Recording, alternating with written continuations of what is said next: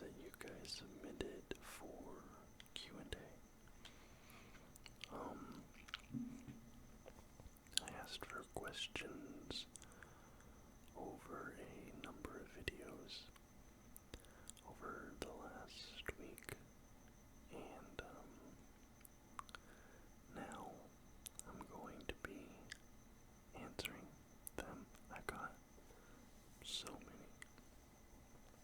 Like, it's actually crazy looking at the amount of questions I got, so thank you guys so much for that, for the engagement on that video. That's huge. But with so many questions, I'm going to want to get through them relatively quickly here. So, our first question from Brad Rose 3492.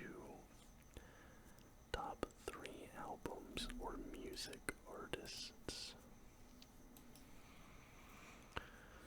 Well, my number 1 album is by my number 1 artist, and this might come as a surprise to some of you. I have a very weird taste in music. It's very eclectic. Graceland by Paul Simon. In my opinion, Graceland by Paul Simon is the perfect album. I can listen to it front to back with no skips.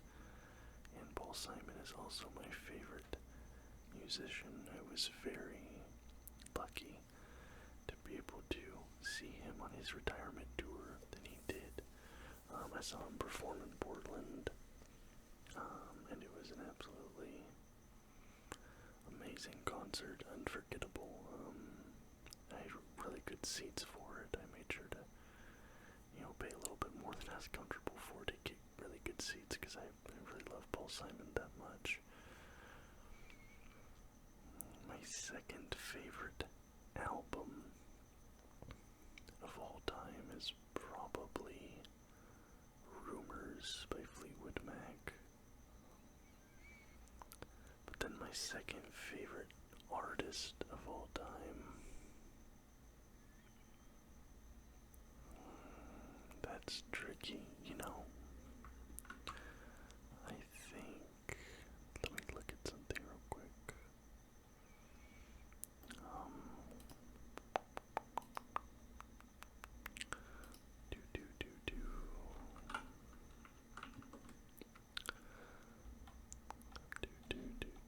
I think that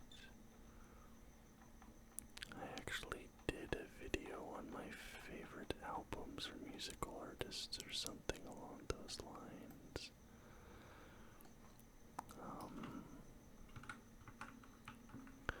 So maybe that'll jog my memory a little bit if I can find that. Boom, boom, boom, boom.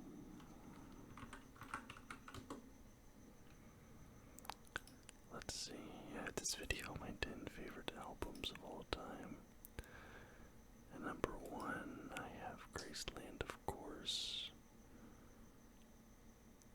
Let's see, what did I have? Yeah, 2, I had Rumors. That's really funny, because I didn't remember I didn't remember what I put on this list, but yeah, I'd say Rumors is my second favorite album of all time.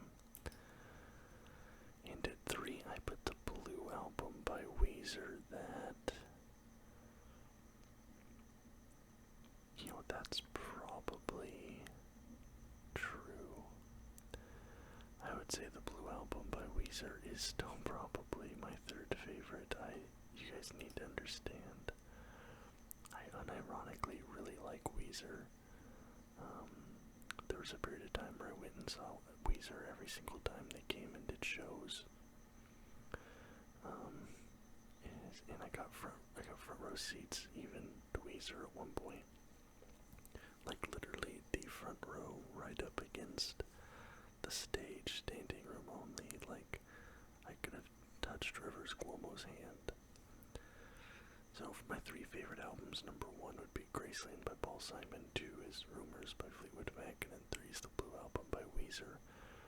Now Paul Simon is my favorite musical artist as well, but at number 2, I think I'd probably definitely put Ghost.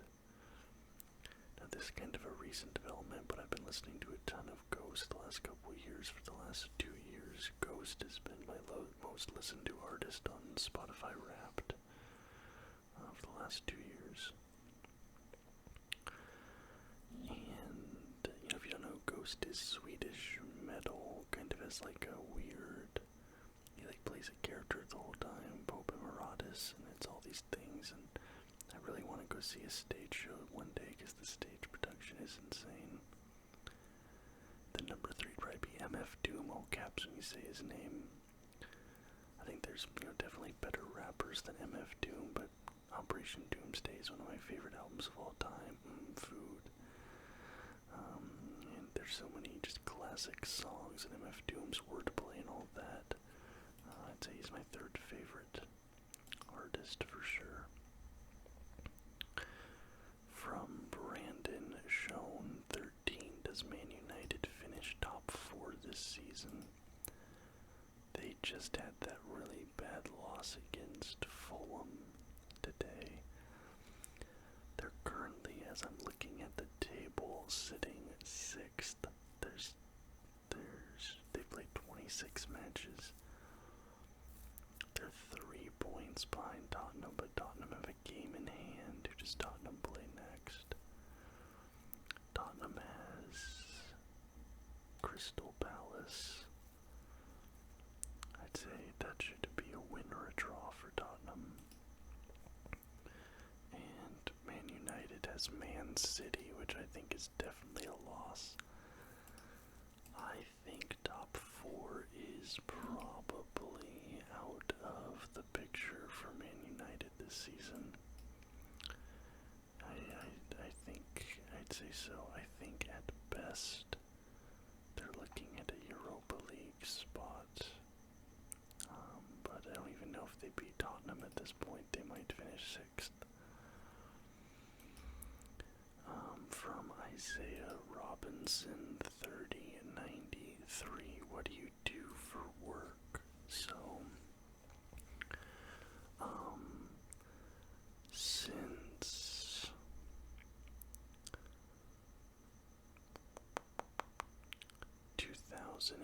2017 officially is when I registered myself as an independent contractor. I do videography and video editing, and in 2017 I officially registered, but before that I was doing it since 2012, so really since 2012 I've been doing that, but in 2017 I became legit. And I do all sorts of different things. I've done a bunch of music videos. You guys saw one music video I edited. I posted to my community page here for my friend's band. I've done 4 or 5 music videos at this point. I've done a couple weddings. I've done a bunch of real estate videos. I worked for, I had a really good working relationship with this real estate restoration company before I moved here to Australia. So like they'd go in if there was like a flood or house fire or whatever and rebuild the house, and I'd go in and film before and afters, and I'd film interviews with clients and stuff, and I'd edit those together. But then obviously since moving here to Australia I've lost all those clients, right? So now I'm trying to get in, especially now that I have my full working rights on my new visa, trying to get in on a video production or video editing production company here in Sydney, instead of doing the independent contractor route, because that's not as secure, right? Because I would get paid, when I was doing that, I wasn't getting a salary, I wasn't getting a weekly check. It would just be like, hey, I'll give you $5,000 to do my wedding, and I'll get that money, but then I don't know when I get paid again after that, right? So, getting older now, that's not really, when I was single, living, paying $400 a month to sublet a room, that was fine. My living expenses were next to nothing for the longest time, but that's not the case anymore. And then my degree is in digital technology and communications, which was just a very widespread degree. I learned some coding. I filled in the gaps with parts of the Adobe Creative Suite I wasn't familiar with prior, so I'm now proficient with like Adobe Illustrator, XD, basically everything except for the longest time I've been using Photoshop, Premiere, After Effects, all that stuff, but now I'm proficient with the entire Adobe Suite. I learned HTML, CSS, a little bit of C and C++, a little bit of Java, just, enough to run websites and things like that. We took some social media management courses, that sort of thing, basically like running, managing digital businesses. And then my second degree is political science. And my original idea was to leverage those to work communications for my statewide political party, because before leaving I had connections in the local political party, and I'd actually done work for them.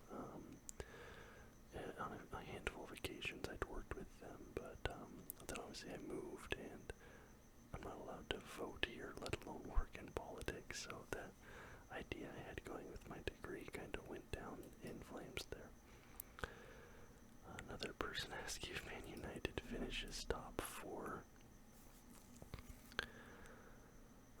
Okay, from Nick Sap42 for the Q&A, who is your favorite player of all time in each sport you watch?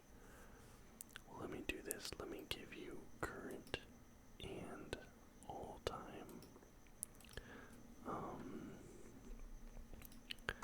So I'll start with the easy one. Hold on, let me do one thing real quick here.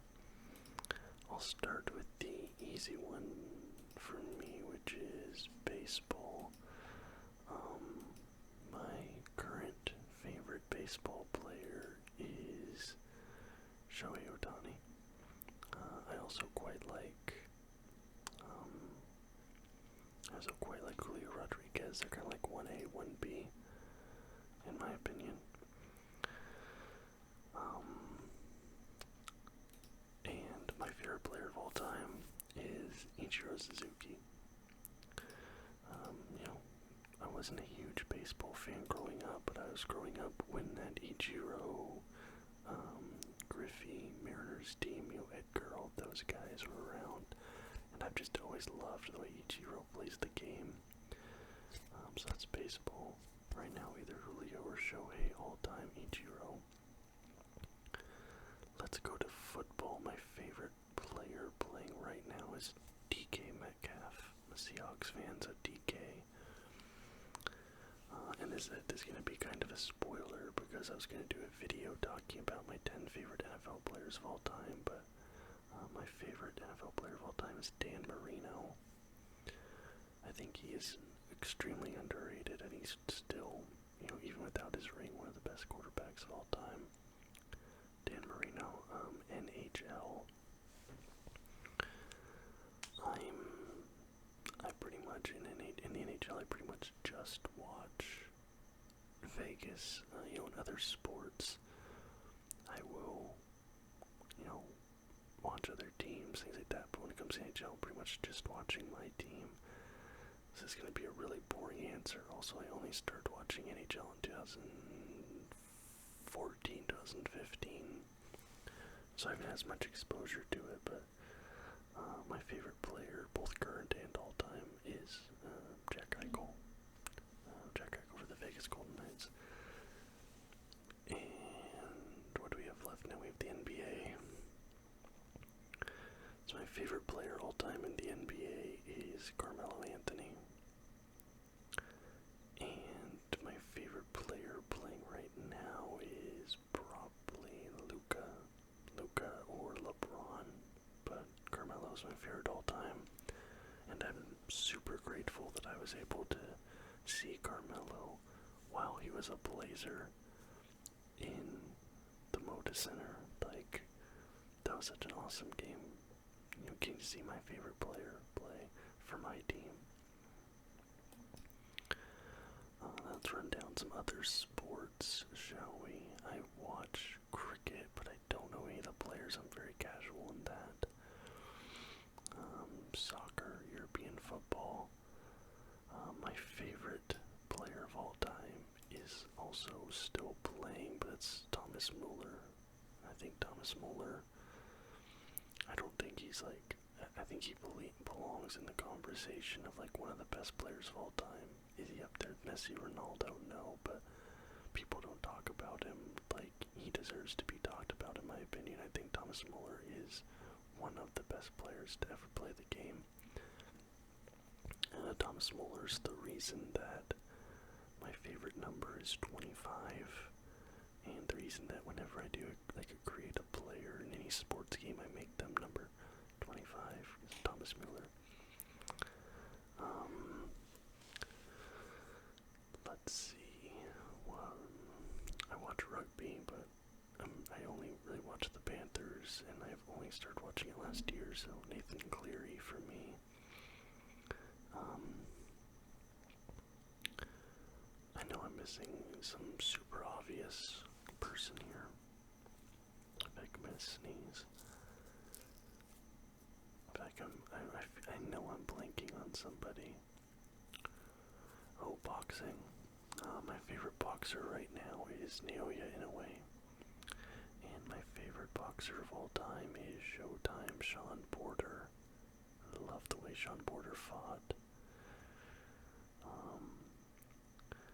I'm not a big UFC guy, but in UFC I'd probably say Alexander Gustafsson's my favorite of all time.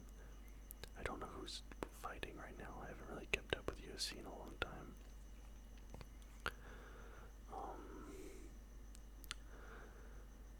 What are sports I'm missing? Formula One, I only started watching a couple years ago, so Charles Leclerc is my favorite. Let's see. Oh, tennis. Roger Federer is my favorite player of all time. My favorite player currently playing is Daniil Medvedev.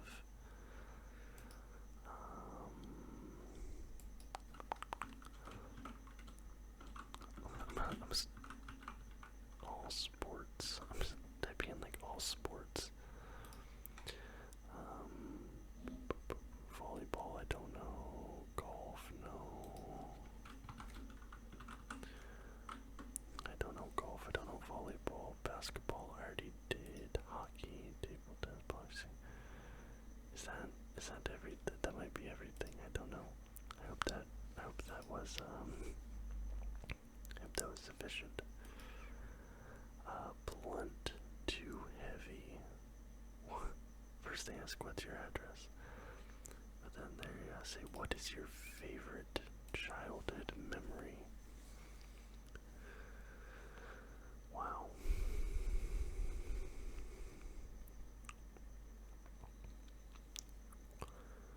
It's a tough one.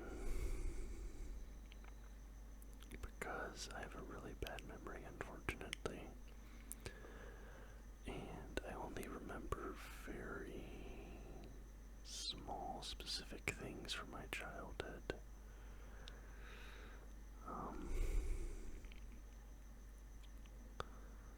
I don't know if it counts because a little bit older. I would have been like 11, 12, 13 or so, but there was a period of 3 years or so. I want to say around like 2007 or between 2007 and 2011 or so. I'm not sure the exact dates. Where my family and we went to San Felipe, Baja, California, Mexico. Like 2 or 3 years in a row around summertime with some family friends. And I really, really loved that experience a lot. Going there, it was such a laid-back atmosphere there in San Felipe. I ate some amazing food. I wasn't really an adventurous eater back then, like I am now. But I had some really good, like, grilled chicken tacos, some carne asada tacos. There was this sandwich bar we went to that was, like, overlooking the Sea of Cortez.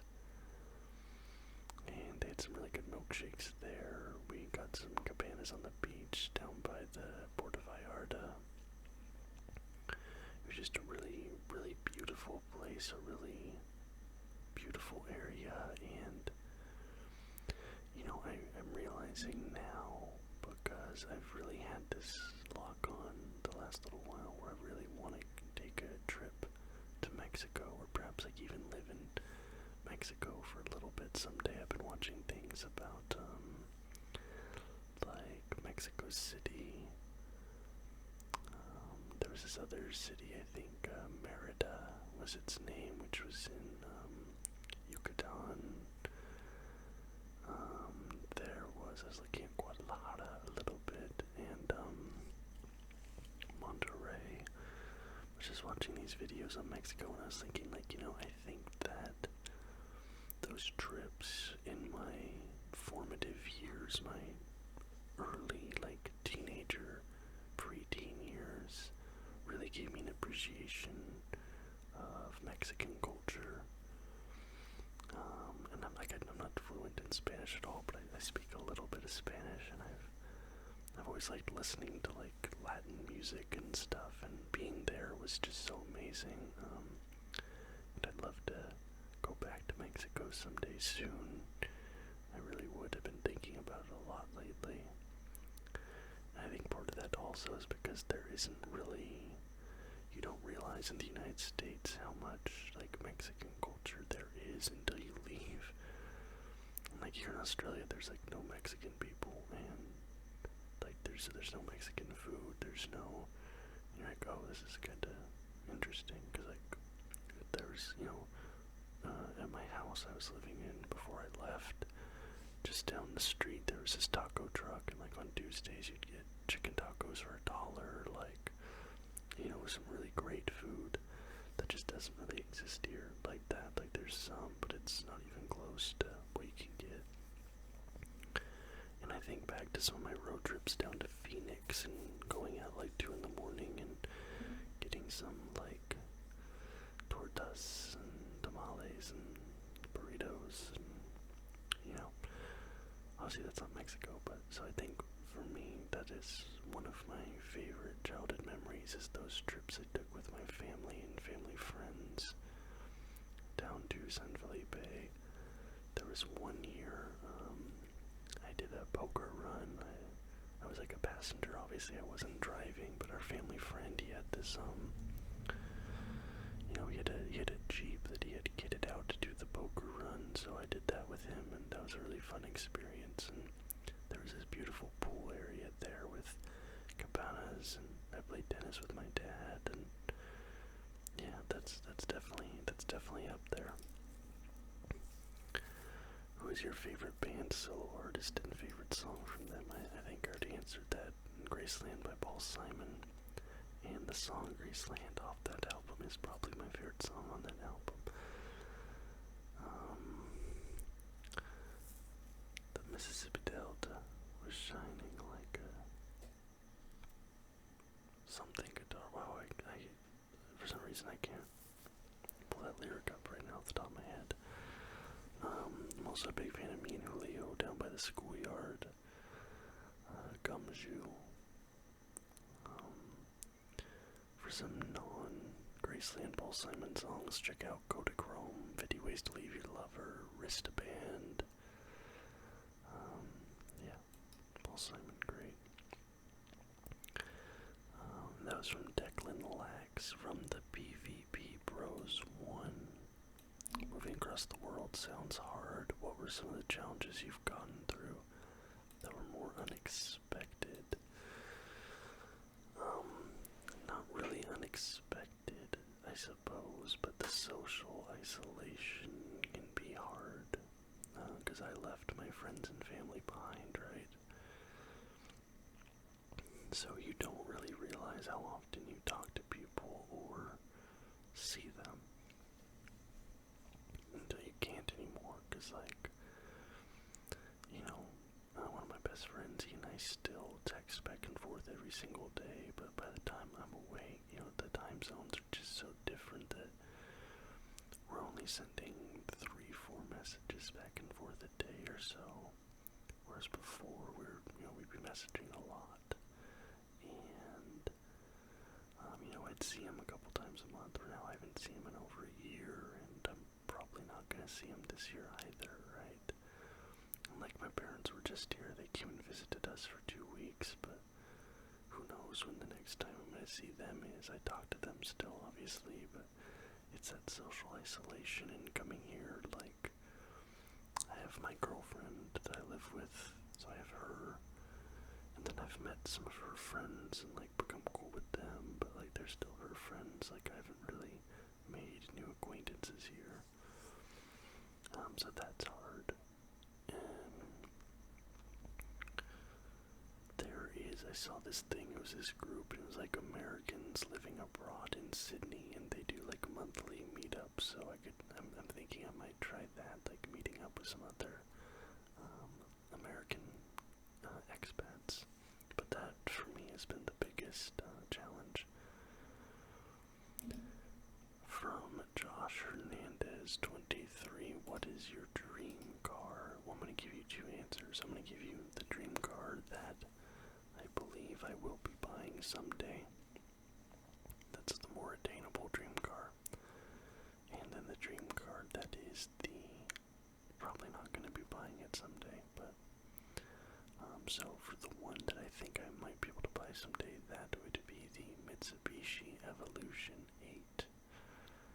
I absolutely love that car. That was the first car I looked at, and I was like, I need that. And I used to just sit around and I'd watch hours and hours of videos when I was a teenager of people like modifying their Evo, drifting their Evo, racing their Evo. Like, I was obsessed with Evos. My goal was to get one, wrap it, and drift it. And what the problem is, Mitsubishi doesn't make the Evolutions anymore. And the people that buy them just beat the hell out of them. You're not going to find one in good condition.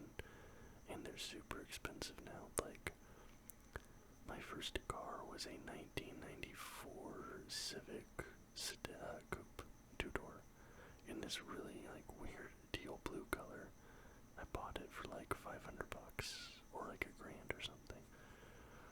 And, like, trying to, like, be like, oh, it's an Evo. Like, I drifted it. I drifted it. It was front-wheel drive a couple times. Skidded out on some, like, fresh gravel and went into, like, some grass on the side of the road, right? But I ended up selling that car, got a Subaru for a little bit, sold the Subaru, got a Toyota. I really wish I would have held on to that Honda, because, like a year ago, after my divorce, 2 years ago, actually, it's crazy.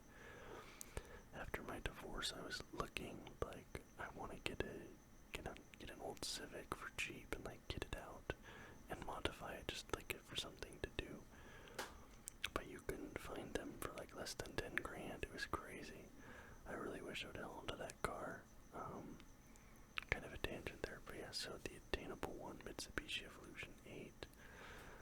My pie in the sky dream car is a Ferrari 458 Italia. Not the Spider. I do not like convertibles. I don't know why I've never liked a convertible. Give me a roof. But the Ferrari 458 Italia, of course in red. That is my dream car. From Christian Efuela. Christian Ovoli 4719. Do you see yourself living in Australia the rest of your life? No, I don't. I do like it here. There's a lot of things I love about Australia. There's a lot of things I hate about Australia, just like, back in the United States. We're probably leaving within the next decade. I think by 2030,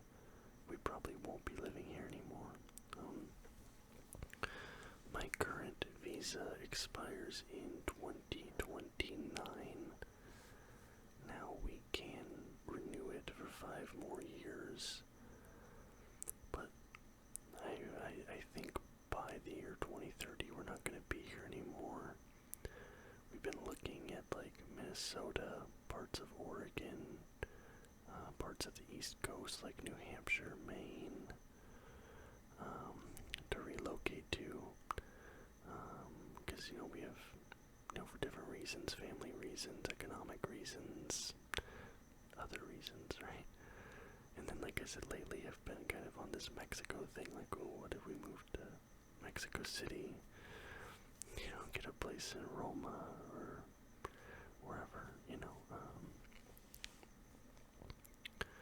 or like go get a house in Condesa, but, no, I don't. Long story short, no.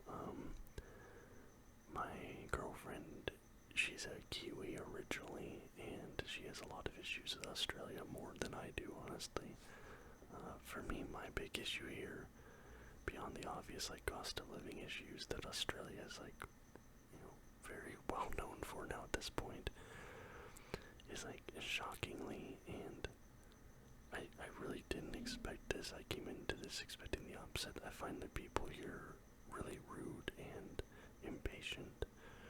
Like, I've almost been hit while walking across a crosswalk, like, twice in the last 6 months. Like, people just trying to turn in, not letting you finish walking across the street, and everybody's, like, always in a hurry to get everywhere. I don't know if that's just a Sydney thing. I don't know if that's different in other parts of the country, but that's really the big negative for me here. Not that I didn't deal with similar things in the States, but long story short, no, I don't see myself living here the rest of my life. If Matthews hits 70, should he win the Hart? Also, do you think Vegas will repeat? That's from Dank924. I've been very casual in watching the NHL this season. I am pretty confident Vegas will not be able to repeat, especially because now Mark Stone's down with a lacerated spleen. Jack Eichel's been missing time. Logan Thompson, who was supposed to be our 1B, is not even playing like backup quality goalie. He's fallen off a cliff. So no, I don't think we have the right composition, but I'm also not worried about it. Like, the way I look at it, we won a championship, we won the Stanley Cup. There's still franchises that haven't won the Stanley Cup that are older than Vegas. I'm chilling. We don't win it. Okay, that's fine. Like, we already got one. That's chill. And I'm not gonna, like, start panicking or being like, we need to make moves, blow it up, until we've missed the playoffs, like, 3 years in a row. If there comes a time where Vegas missed the playoffs, like, 3 years in a row, especially in the Pacific Division, that's when I'm gonna start being like, okay, maybe we need to look at, like, who's the coach, who's the GM, who's the players we got, right? But right now I'm chilling. Right now, so with that, like, casually following it, right now Nathan McKinnon has the best odds of winning the Hart, according to the MGM Sportsbook. McKinnon is plus 185. And the only person who's close to McKinnon is Matthews at plus 190. The next highest is McDavid, who's at a plus 400, and then Kucherov 480, and then Pasternak plus 3,000. So I think it's going to come down to McKinnon and Matthews, especially because after the All-Star break, the Oilers have been slumping. They had a really bad loss to the Calgary Flames. So yeah, if Matthews hits 70, I absolutely think that he should win the Hart. He just had that, like, what was it, 2 games in a row with hat-tricks, or was it 3 games in a row with hat-tricks? The Leafs right now are playing like one of the best teams in the entire league, and, like, the Canucks are slumping, the Oilers are slumping. So I don't know if they get a good seed in their division. If Matthews hit 70, I could absolutely see him winning the Hart. What is your favorite kit / jersey in each sport? Wow. Alright, let me go to the easy ones first. NFL. The Buccaneers creamsicle. That, in my opinion, is the best jersey logo combo ever. Second place, excuse me.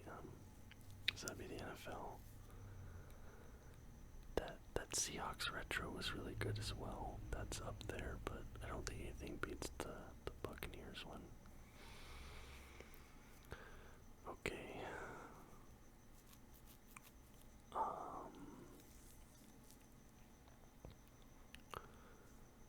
Man. Hold on, I'm gonna pause this real quick and look at some jerseys. Alright. I think I got it figured out. So the Tampa Bay retros in the NFL, that's an easy one for me. In baseball, the Mariners cream jerseys, those, I have one with Julio on it. One of the best I've ever seen. Sticking with the cream theme, the Portland Trail Blazers cream alternate jerseys from the 2019-2020 season. I have one of those with Carmelo Anthony on it.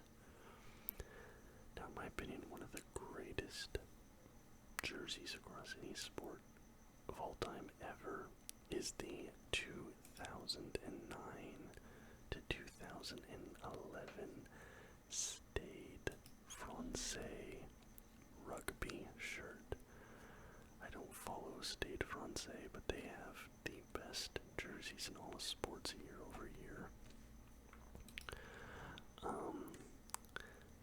In football, soccer, my favorite is the Bayern Munich 2021-2022 third kit that has like the mountains on it. I don't know why, I've just always loved that kit. Well, not always, it's only a couple years old, but I've wanted to get one. The only thing that's gonna stop me from getting it is the stripes on the thing. And then, in hockey, it would be the Vegas Golden Knights red retro reverse from a couple years back.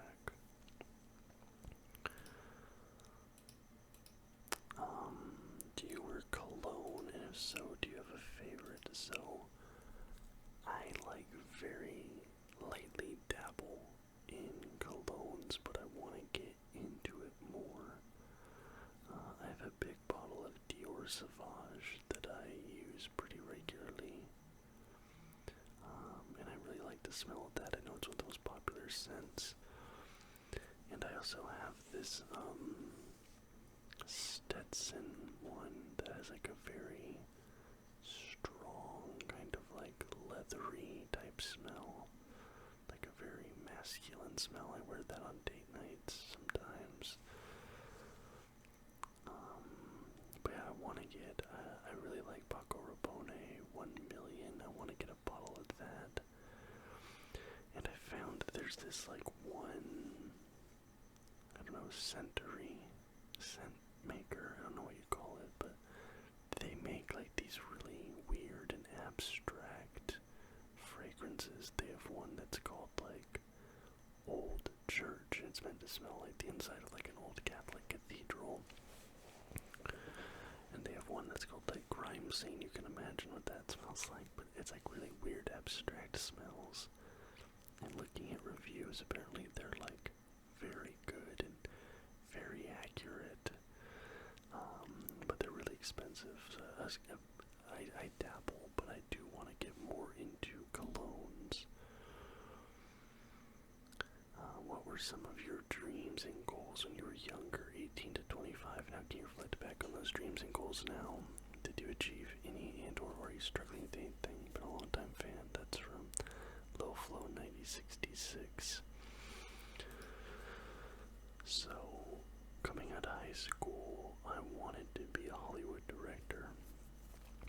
that's how I got into videography and editing as a career.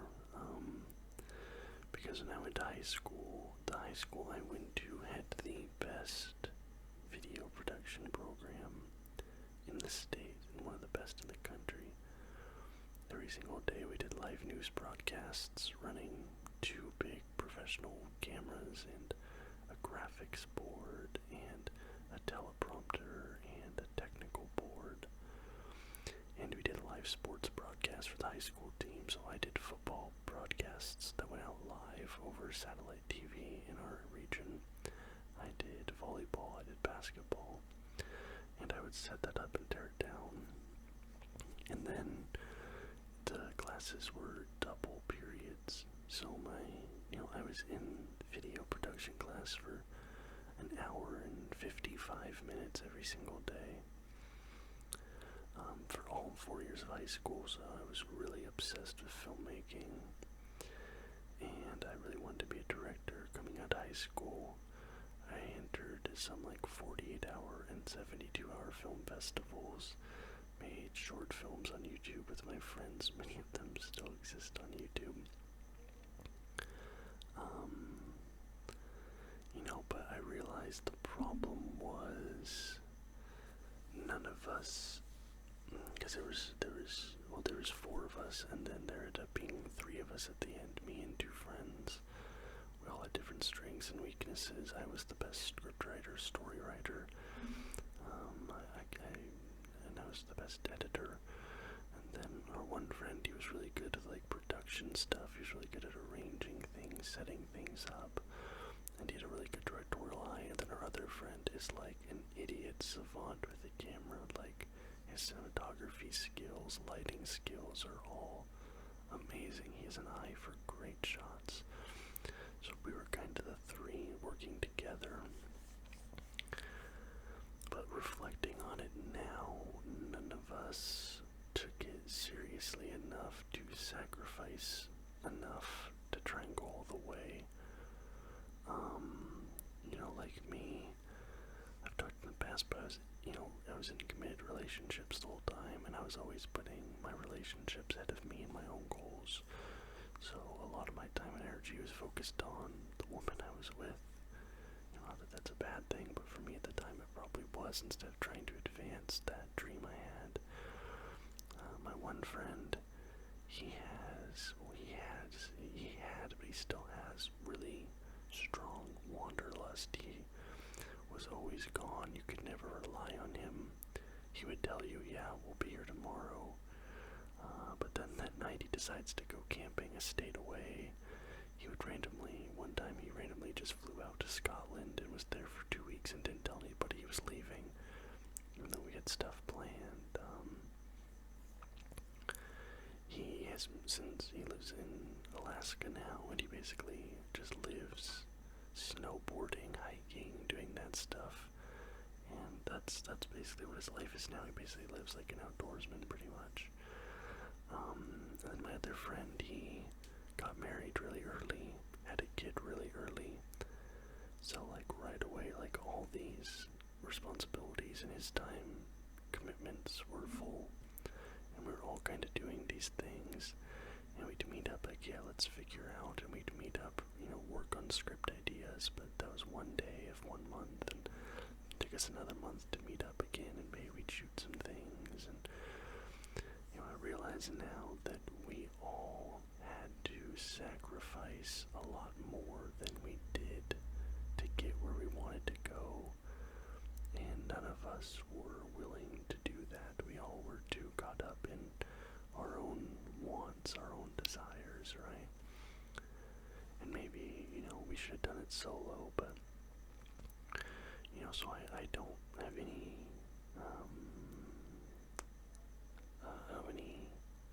false hopes I'm going to be a Hollywood director someday now, but I still think an attainable goal for me is, working the indie circuit, getting some money together, making a small production that costs, $100,000 or less, find some promotion, find some grants or whatever, local actors, small budget pictures, to, go on the film festival circuit. Right now, at this stage of my life, I can't do that. But when I'm a bit older, I think that that's going to ultimately be how that dream manifests for me. Doing indie festivals, doing things like that, and like I said, my career is in videography and editing, so it's not movies, but I'm still working with cameras. I'm working with footage, and that's what I'm good at. That's what I'm passionate about. I just, after, so that's pretty much it. There's more I could get into, but it's going to get more and more personal. From Joey50551, if you could go back in time, where would you go and why? I really love Alexander the Great. I'd love to go back to Macedon at the time of Alexander, or Rome at the time of Julius Caesar, but realistically that'd be so dangerous, right? I'd probably get killed almost immediately, and let's be honest, I'm not built to do well in those times, in that setting.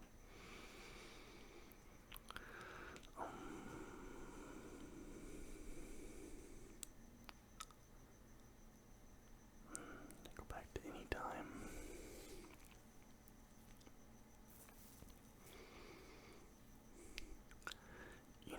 Going to Louisiana while it was still owned by the French could be interesting.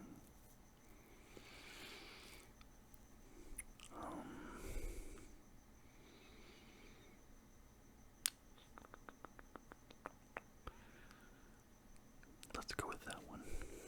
Louisiana while it was still owned by the French. Can we get a tier list of NFL QBs from Peyton Culver? Not right now, but in the future, yes. I will put that on the docket. From me, GC3MN, do you go for any Australian A-League teams? If so, which one and why? That's really funny. I hadn't seen this question yet when I wore this. This is a Western Sydney Wanderers shirt. I picked this up at a match that I went to between them and Perth Glory, I'm pretty sure. I went to that match in person. I've watched one on TV, but I'm not like a huge fan or anything. I've last season I was getting into the rugby. I might give AFL a go this year as well, broadening my horizons a bit. If it's on, I'll watch it. I'm not a diehard fan, but Kappa is my favorite kit manufacturer. So when I saw Kappa did the Western Sydney kits, I had to pick one up, and I live in Western Sydney, so this was kind of like, you know what, they're the local team, I'll just root for them.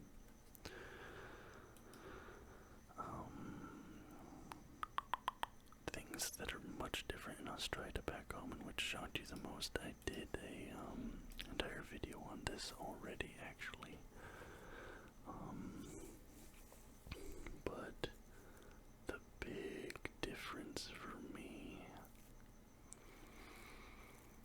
the tipping culture, that difference is nice. There's not an expectation of tipping because waitstaff get paid better. That's pretty good.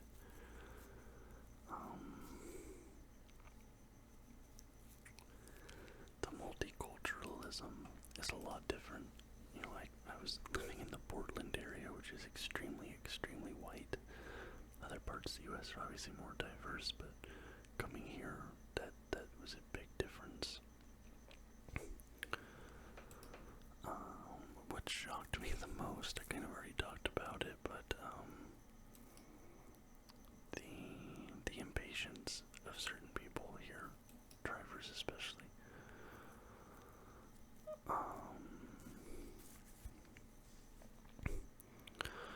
Tommy6732, do you have a favorite NHL team? I do. The Vegas Golden Knights.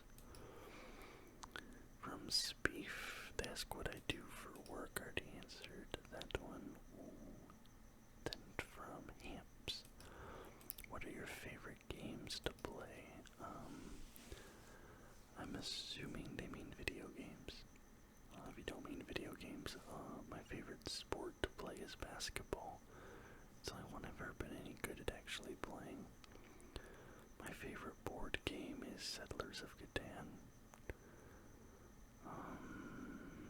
My favorite card game is, Yu-Gi-Oh, I guess. The one I've really played seriously.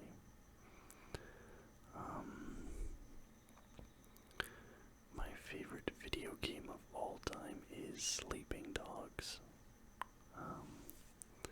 which I've played on this channel. I play a lot of sports games though, because nowadays I mostly play video games just very casually. Like, I'm not sitting down and playing an RPG for 4 or 5 hours straight.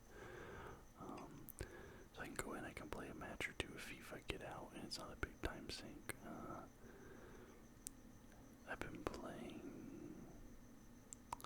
I was playing Fortnite religiously for a long time, but honestly, I've kind of fallen out of it. That's crazy to me. I never thought I would, because I was so diehard of Fortnite, but I just haven't been as into it lately. Civilization 5 is still one of my go-to, like, just play it all the time games. Stardew Valley. I'm just scrolling through my Steam library. I need to get back into Baldur's Gate 3 and finish the story. I still have quite a bit left to do. I think I'm just about halfway through the game. I'm gonna try. I haven't played the finals yet. I want to try out the finals.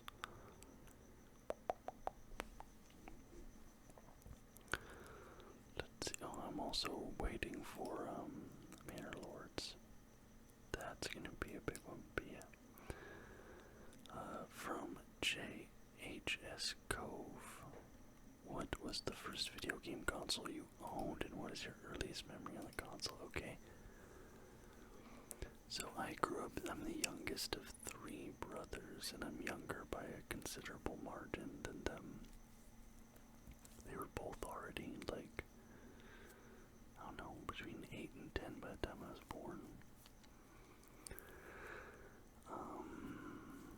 So they had a Sega Genesis and a Super Nintendo. And I remember being a kid and I was playing Turtles in Time. One of the best video games of all time, Teenage Mutant Ninja Turtles, Turtles in Time. And then on Sega Genesis I would play Jurassic Park, the game where you could play as the raptor, which is like notoriously very difficult. And what was the,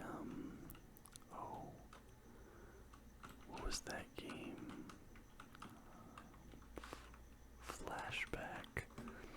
Flashback on the Sega Genesis. Wait, is that what it's called? No. What was that game called? Oh, that's gonna drive me crazy. It was like a side-scroller game, and you were like kind of in the future. Hold on, it was like Flash. I'm looking at a list of all Sega Genesis games. I want to say it was like Flashback or something like that.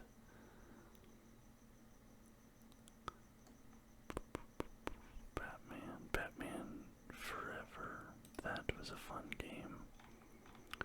Or was it Batman Returns? I don't know which one it was. I think Batman Forever was the one I played. I played Battletoads, of course. I think Battletoads is actually a fun game, even like beyond the meme. What was this game? I'm looking. I have to find it now. Oh, you know what? Actually, we played this game in my video game programming class. I took a video game programming game design class. And I think this is one of the games we played. Let me see if I still have my itinerary.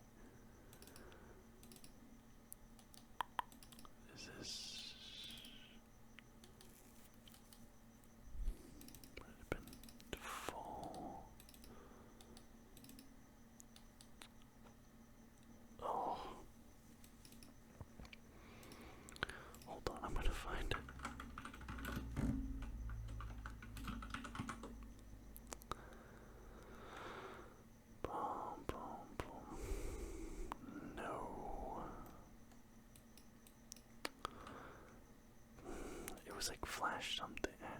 It's too late now. And then at some point we got a Nintendo 64. And bro, like looking back on this at the time, I obviously didn't know, but I used to go to Blockbuster, right? Or Hollywood Video was actually the one by our house. And bro, my parents must have hated me. I swear. I would always rent like the same He-Man VHS tape, which was just like 2 or 3 episodes of He-Man, because I was obsessed with He-Man. And then I'd rent Superman 64. I'm not even lying to you. We got a Nintendo 64 and I went and rented Superman 64 like damn near every other weekend. That's just absolutely crazy. Actually, this is from Footy Facts ASMR, a fantastic channel. Check them out. I'm actually going to be doing a video next week covering YouTubers that I watch, and they are one of them. Who are your favorite current music artists? That's a little bit different because not my favorite of all time, so Ghost, obviously, very popular still. In my rotation, let me go through my Spotify. I'm just going to tell you who I've been listening to lately. I have been listening to... Listen, you're going to judge me about a Harry Styles kick recently. Okay, I don't want to talk about it. Also, I kind of went into like some old like 50 Cent and like The Game. Like, I've just been listening to that a little bit lately.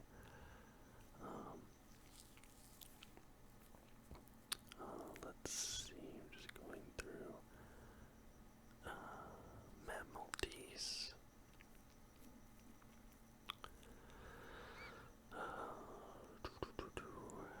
There's this band called I Hate Myself Because, and then all the song names are just like different reasons they hate themselves. The Twin Temple, there's specifically a song by Twin Temple called Babylon. Peso Pluma. I've been listening to Ella by La Sola like on repeat for months now.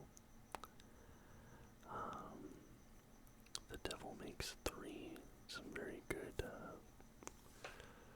what do you want to call it? Bluegrass, but like folky type, kind of alternative country-ish music. Brent Cobb. I'm listening to Say Anything. Your Life with the Glory of Love. Wow, I can get sexual too. Jelly Roll. Zach Bryan. Morgan Wallen. And a little bit of Travis Scott.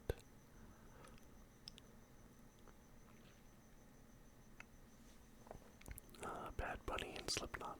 That's what I've been listening to recently.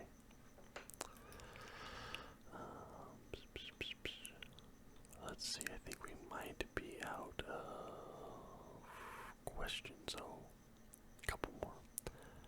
Favorite sports fan base, not including the ones you're a part of. That is from That's Kinda Pro. Let's see, I've had nothing but good experiences there. Arizona Coyotes fans. Minnesota Wild fans in person are great. Online, they're rough. I'm not gonna tell you the fan bases I really dislike, because that might start something in the comments.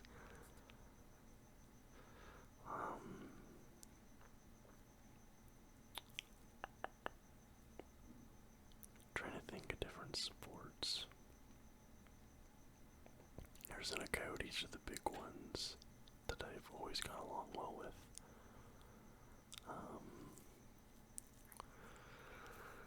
Let's see.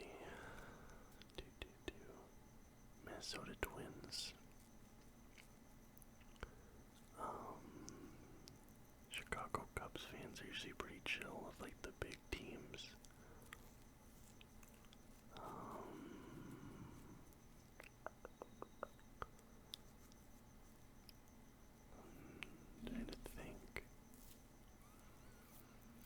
It's so funny because there's like one state in particular, and I have beef with their fans in like multiple sports, but I'm not even gonna.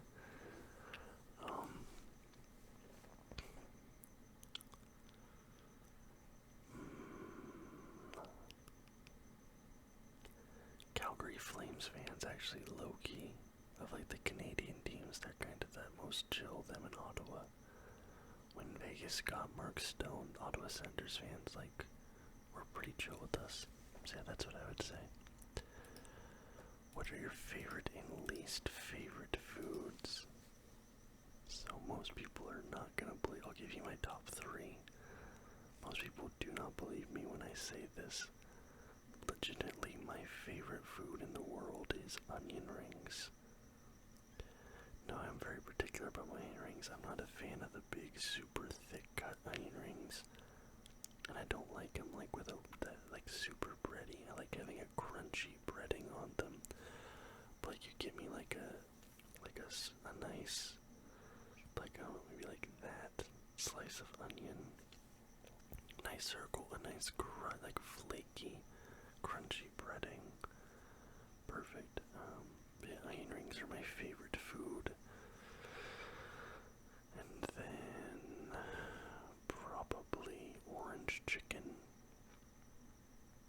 at number 2, and then number 3 would probably be tuna nigiri. I absolutely love tuna nigiri. And my least favorite foods. That's a hard one.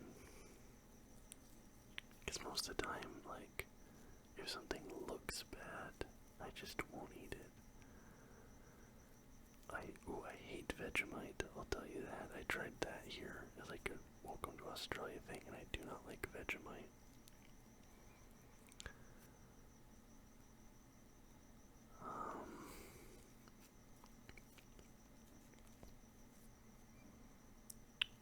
I wasn't a huge fan of takoyaki, the fried octopus balls. I didn't really like that. I had that when we were in Tokyo. I didn't like it.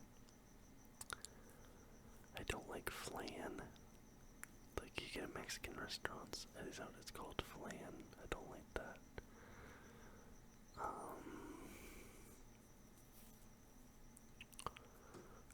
I do not like filled donuts. So I love donuts, but like when you get the donuts and they like have a filling in it, like a cream filling or custard, I hate that.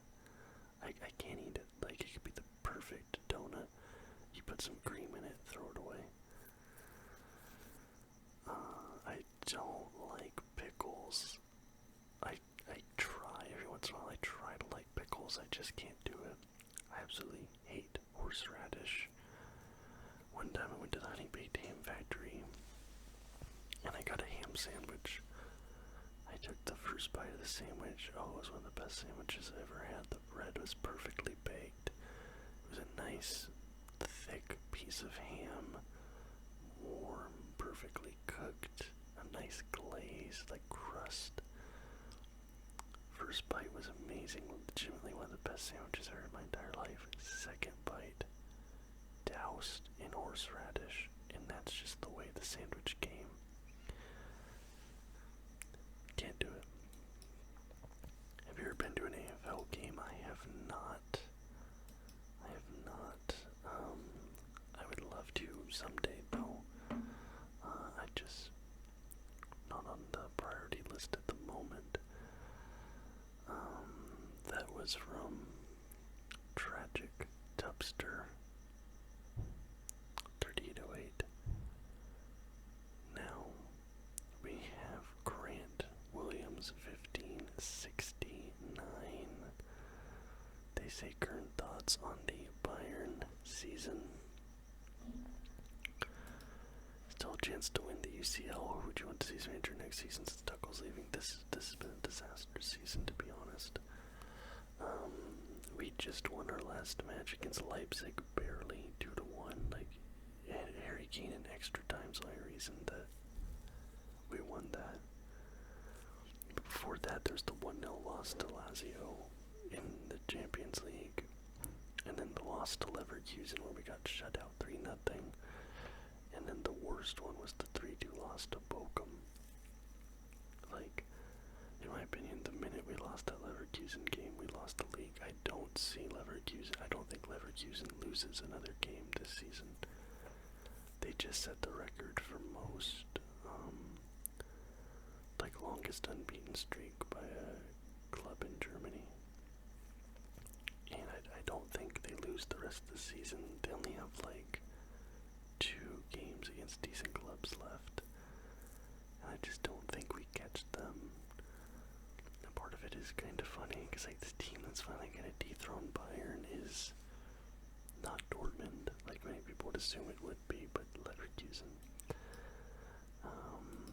As far as who do I want to see as manager, I'd love to see Xabi as manager, but if I was him, I would not leave Leverkusen, especially not for Bayern. Bayern's a disaster right now. If he's gonna leave, I think he goes to Liverpool, but dude, I swear, the neighbors here, dude was out there just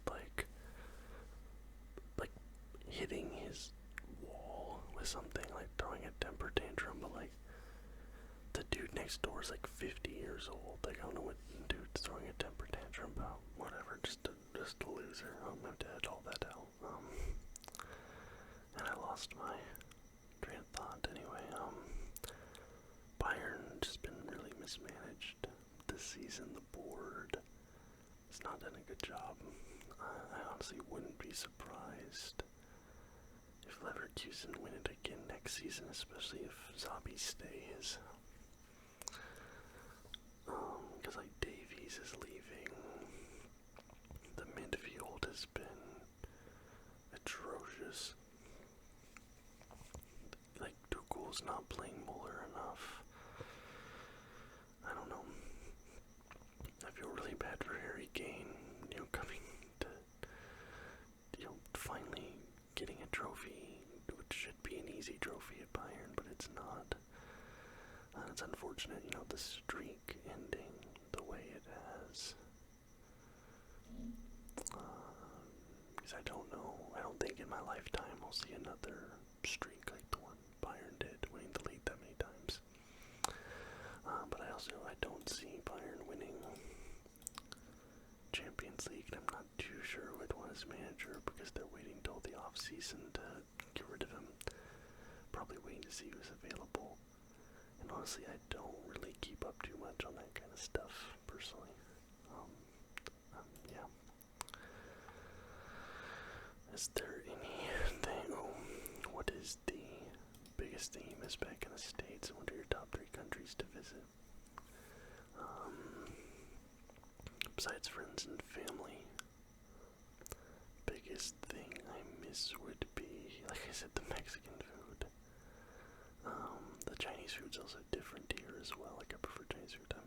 Dude, it's all food.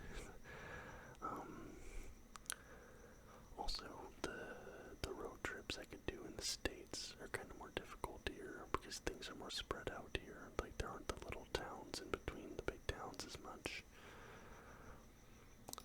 Top 3 countries to visit, I'm assuming, countries I want to visit.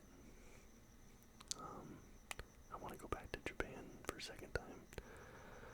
And like I said, I want to go back to Mexico again, but let's just say, for sake of argument, going to countries I haven't been to yet, I want to go to Norway. I want to go to Thailand. And I would love to visit. Let's go with Greece. There's a bunch of them bouncing around in my head, but we'll go pick Greece there. Got yourself a woman or man? I do. I have a girlfriend. We're coming up on our 2-year anniversary here in a couple months. And that's that. Thank you guys so much for all of the amazing questions. We're well over an hour here on the recording, so that's fantastic. I love that. Thank you so much for watching. If you liked the video, please leave a thumbs up and subscribe to the channel for more content just like this almost every single day.